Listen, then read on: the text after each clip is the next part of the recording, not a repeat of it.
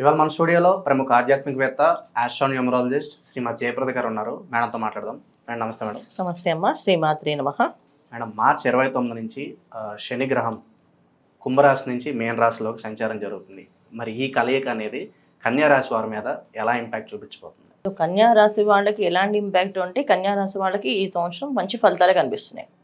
శని భగవానుడి వల్ల వచ్చే లాభాలు కూడా వీళ్ళకి కనిపిస్తున్నాయి. ఏంటంటే ఎప్పటి నుంచో చాలా మందికి వ్యాపారాల్లో అభివృద్ధి రావట్లేదు, వ్యాపారంలో సాధించలేకపోతున్నాం, బొదుగు అనేది కనిపించట్లేదు, వ్యాపారం ఉంచాలా ఉంచొద్దా, షాప్ పెట్టాలా పెట్టద్దా, అసలు తీసేయాలా, ఏమైనా చేద్దామా చేయకూడదా అని తర్జన భజన అనేది జరుగుతూ ఉంది. ముఖ్యంగా అందరికీ చిన్న చిన్న వ్యాపారాల నుంచి పెద్ద వ్యాపారాలు వస్తే వరకు వీళ్ళకి సరైన సమయము అనేది కనిపిస్తుంది. వాళ్ళకి అంటే ఇప్పుడు చేయొచ్చు, మేము వ్యాపారం చేయగలుగుతాము, చేయడానికి సపోర్టింగ్ సిస్టము, తెలివైన వాళ్ళు, తెలివైన పనిచేసే వర్కర్సు, దాన్ని క్రియేటివిటీ చేసే వాళ్ళు, ఇలా అందరూ వీళ్ళకి తారసపడతారు, అంటే ఎదురు వస్తారు అనమాట. సో ఇది వీళ్ళకి జరిగే మంచి శుభశకునం. ఎందుకంటే శుభశకునం అంటే ఇప్పుడు వ్యాపారం ఎలా చేయాలి అనే దానికి ఒక ప్లానింగ్ ఉండేది, కావాలంటే ప్లాన్ ఆఫ్ యాక్షన్ టీం అనేది వచ్చేస్తారు, చేసి పెడతారు వీళ్ళకి. ఆ విధంగా కలిసి రావడము. అలాగే ఉద్యోగంలో బదుగు లేదంటే ఆ ఉద్యోగంలో ప్రమోషన్ రావడం, లేదా ఆ ఉద్యోగంలో కొత్త బాస్ వచ్చి ఆ ఆఫీస్ని మెరుగుపరిచే ప్రయత్నంలో వీళ్ళ జాబ్ హైక్ చేసి వీళ్ళ శాలరీ హైక్ చేయొచ్చు. అంటే వీళ్ళ జాబ్ హైక్ అంటే వాళ్ళు శాలరీ హైక్ చేసి వాళ్ళకి పంపించవచ్చు. ఇలాంటివి ఉద్యోగస్తులకి చాలా మంచి అవకాశాలని చెప్పుకోవచ్చు, వ్యాపారస్తులకి మంచి అవకాశం అని చెప్పుకోవచ్చు ఈ కన్యా రాశిలో. ఎందుకంటే కన్యా రాశి వాళ్ళకి ఎప్పటి నుంచో చాలా గత 2-3 ఏళ్ళ నుంచి వాళ్ళు వ్యాపారం చేస్తున్నా సరే దాని తగ్గ ఫలితాలు అయితే అనిపించట్లేదు. చేస్తారు, కష్టపడుతున్నారు, పొద్దున్న లేస్తారు, పనులు చేస్తారు, అన్ని ఎటువంటి మార్పు, ఎటువంటి దాంట్లో లోటుపాట్లు లేకుండా చేస్తారు. అయినా సరే ధనం చేతిలో ఉండదు. ఇప్పుడు ధనం కనిపించడము, ఆస్తులు ఏదైనా కొనుక్కోవడము, దానివల్ల ఏదైనా వాహనాలు కొనుక్కోవడం, గృహాలు కొనుక్కొని, స్థలాలు కొనుక్కునే అవకాశం కన్యా రాశి వాళ్ళకి కనిపిస్తుంది. ఇంకా ఆరోగ్యపరంగా ఎలా ఉండబోతుంది మేడం? ఆరోగ్య విషయం చాలా జాగ్రత్తగా ఉండాల్సింది. ఎందుకంటే ఎంత బ్రహ్మాండంగా మనం ఎంత పని స్పీడ్గా పెరుగుతుందో అంత ఆహార నియమాలు తగ్గిపోతుంటాయి. సో టైంకి తినకపోవడం, సో ముందు వర్క్ బిజీలో ఉండమో, లేకపోతే హార్డ్ వర్క్ చేస్తున్నాం కదా అని చెప్పి ఇవాళ నైట్ తినకుండా వర్క్ చేద్దామో అనుకోవడం, అలా చేసుకుంటూ వెళ్తే కాస్త అనారోగ్య సమస్యలు వచ్చే అవకాశం ఉంది. కనుక ఇక్కడ శని భగవాన్ ఇచ్చే ఫలితాలు ఎప్పుడు ఏంటంటే, ఏ పని ఎప్పుడు చేయాలో అలాగే చేయాలి, అప్పుడు ఆయన ఇష్టపడతాడు. ఇప్పుడు టైంకి 12ంటికి భోజనం చేయాలనుకోండి, 12 నుంచి 1 గంట లోపు భోజనం చేయాలి. లేదు నేను 3ంటికి తింటానంటే దాన్ని ఆయన అది కాలచక్రంలో రివర్సు, అది ఒప్పుకోడు ఆయన. సో కర్మకారకుడు అంటే ఖచ్చితంగా మన కర్మని పర్ఫెక్షన్ చేయడమే ఆయన పని. పర్ఫెక్షన్ అంటే టైం టు టైం తినాలి, టైం టు టైం పడుకోవాలి, టైం టు టైం పనులు చేసుకోవాలి. సో పని చేసే టైంలో పని చేసుకో, తినే టైంలో తినాలి, పడుకునే టైంలో పడుకోవాలి. కానీ దీన్ని ఆపోజిట్లో చేశారంటే తినాల్సిన టైంలో పని చేస్తూ, పడుకోవాల్సిన టైంలో పని చేస్తూ ఉంటే మాత్రం అనారోగ్య సమస్యలు అనేది చాలా దీర్ఘంగా వస్తాయి. అవి రావడం అనేది ఎంత వచ్చాయంటే అవి తగ్గడం కూడా కష్టమే. అలాంటి సమస్యలు వచ్చే అవకాశం ఉంది. కనుక జాగ్రత్త అనేది ముఖ్యంగా బయట ఆహారాలు తినకుండా ఉండడం చాలా ముఖ్యం. అయితే శని భగవాన్ ఒక అనుగ్రహం కావాలి అంటే ఆయిల్ ఫ్రైస్ని తగ్గిస్తే చాలా మంచిది వాళ్ళకి. సో ఆయిల్ ఫ్రైస్ మొత్తం తగ్గించాలి. తర్వాత శనివారం ఆదివారం శాకాహారాన్ని పూజించాలి. నాన్ వెజ్ అనేది జోలికి వెళ్ళకూడదు. శనివారం చాలా మంది తినరు, ఆదివారం కూడా తింటుంటారు, ఆదివారం కూడా తినకూడదు. ఈవెన్ ఎగ్ కొని తినకుండా ఉంటే వీళ్ళకి లాభం అనేది కనిపిస్తుంది. లేకపోతే దానివల్ల కాస్త సమస్య రావడం, దానివల్ల కాస్త ఇబ్బంది పడడం. ఇప్పుడు ఆఫీస్లో మంచి మీటింగ్ ఉంది, ఏర్పాటు స్పీడ్గా వెళ్ళాలి, కానీ పొద్దున్న నేను లేవలేపారు, లేచిన తల తిరుగుతుంది, తలనొప్పి వస్తుంది, అటెండ్ అవ్వలేపారు, పోయినట్టే కదా. సో అక్కడ నష్టం అయినట్టే కదా. ఇలాంటి చిన్నపాటి పనులు అవి చూడడానికి చిన్నగా అనిపించినా అది పెద్దగా ఇబ్బంది పెట్టే అవకాశం ఉంది. కనుక జాగ్రత్త పడడం చాలా అవసరం. ఇంకా మేడం, విద్యార్థులు, నిరుద్యోగులు వీళ్ళ పరిస్థితి ఎలా ఉండబోతుంది? విద్యార్థులకి మంచి అవకాశం. అంటే విదేశాల్లో ఉండే వాళ్ళకి, విదేశాలు వెళ్దాం అనుకునే వాళ్ళకి, విదేశాలు చదువుకుని సెటిల్ అవుదాం అనుకునే వాళ్ళకి మంచి మార్గం వచ్చి అక్కడ వీళ్ళకి మంచి, అంటే వీళ్ళని రిసీవ్ చేసుకోవడం కానీ, వాళ్ళు అక్కడ ఏదో యూనివర్సిటీ అనుకుంటే ఆ యూనివర్సిటీ వీళ్ళకి అనుకూలంగా మారడం కానీ, చాలా మందికి పాపం ఫీజులు తక్కువలో వచ్చే అవకాశం కానీ, బ్యాంక్ లోన్స్ వచ్చి పాపం వెళ్ళడానికి అవకాశం కానీ జరిగే అవకాశం ఎక్కువ కనిపిస్తుంది. అయితే ఉద్యోగస్తులకు ఉద్యోగం రావడం అనేది జరుగుతుంది. అయితే ఇక్కడ వాళ్ళకంటే కూడా విదేశాల వాళ్ళకి చాలా ఎక్కువగా లాభం కనిపిస్తుంది. ఉగాది కొత్త సంవత్సరం కాబట్టి కొత్త స్థలాలు, కొత్త ఫ్లాట్లు కొనుక్కుందాం అని చెప్పి ఆశపడుతూ ఉంటారు. మరి అటువంటి వారికి ఎలా ఉండబోతుంది? అంటే ఉగాది నుంచి రాదు వీళ్ళకి, కానీ ఉగాది నుంచి స్టార్ట్ అవుతుంది. కొనుక్కుందాం అనుకునే ఏవైతే ఉన్నాయో ఖచ్చితంగా ఉగాది నుంచి ప్రయత్నం ప్రారంభం చేస్తే అవుతుంది. వెంటనే ఉగాదికి లోపు అయిపోవాలంటే అవ్వదు. ఎందుకంటే శని భగవానుడు ఎప్పుడు కూడా మన జాతకంలో మనకు చెప్పేది గోచార ఫలితాలు.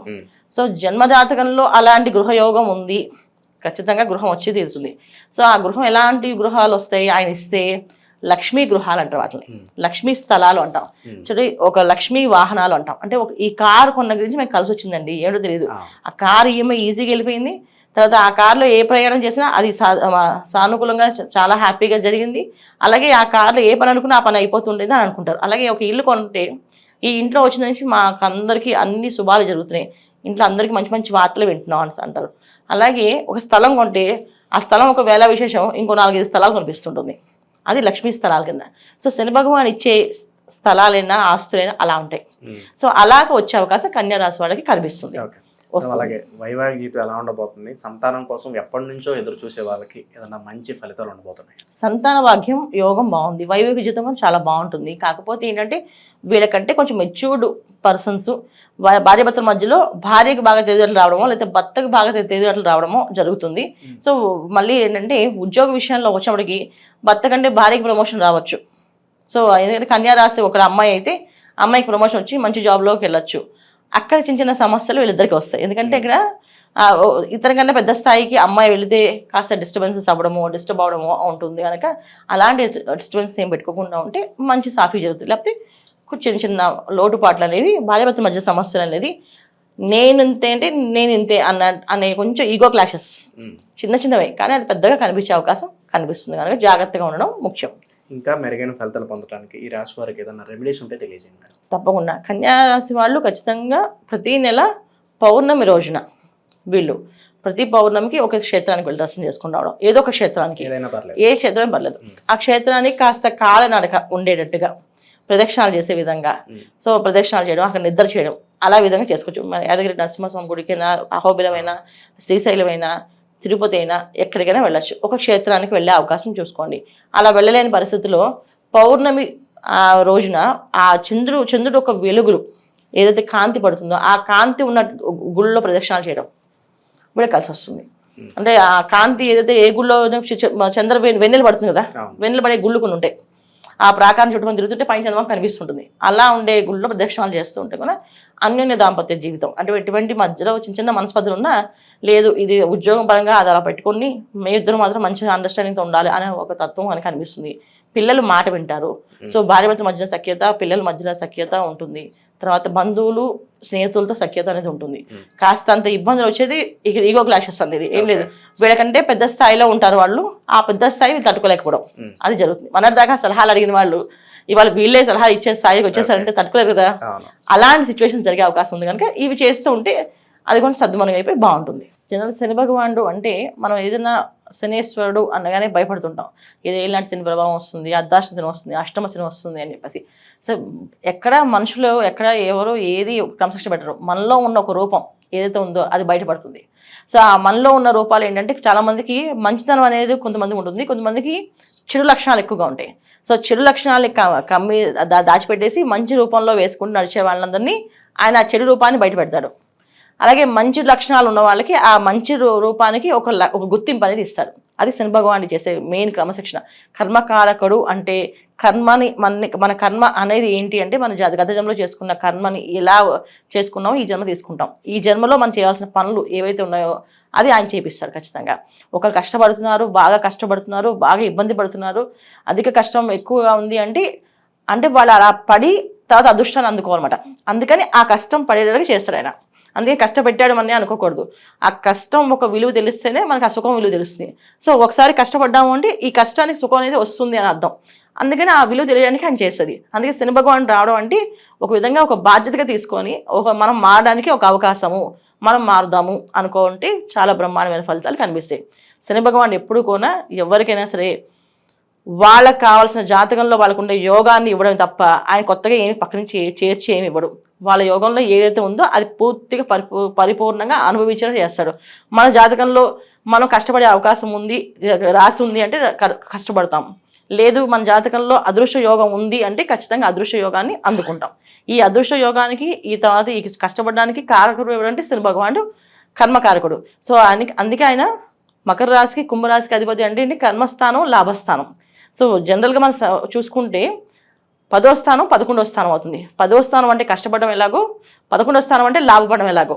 అంటే 10వ స్థానంలో కష్టపడడం నేర్పిస్తే తర్వాత సుఖపడి చూపిస్తాడు ఆయన. ఈ విధంగా ఉంటుంది కనుక శని భగవానుడు యొక్క తత్వాన్ని మనం అర్థం చేసుకొని ఆయనకి ఏది నచ్చుతుంది తీయగా మాట్లాడడము, ఎదుటి వాళ్ళని నొప్పించకుండా ఉండడము, మనం తల్లిదండ్రుల దగ్గర మన భార్య పిల్లల్ని బాధ్యతగా చూసుకోవడము, అలాగే ఈ పద్ధతుల్లో మనం ఎవరితోనైనా మాట్లాడినప్పుడు స్పష్టంగా నిదానంగా చెప్పడము, నచ్చలేదు అని మొహం మీద చెప్పకుండా నచ్చట్లేదు అని నిదానంగా చెప్పడం అనేది చేసుకుంటూ వెళ్తే అన్నీ అనుకూలంగా మారుతాయి. ఇది శని భగవాన్ ఒక తత్వం. కన్యారాశి వాళ్ళకి అన్నీ కూడా శుభాలే జరగాలని చెప్పి మనస్ఫూర్తి కోరుకుందాం. ధన్యవాదాలు. నమస్తే అమ్మా. శ్రీమాత్రే నమః.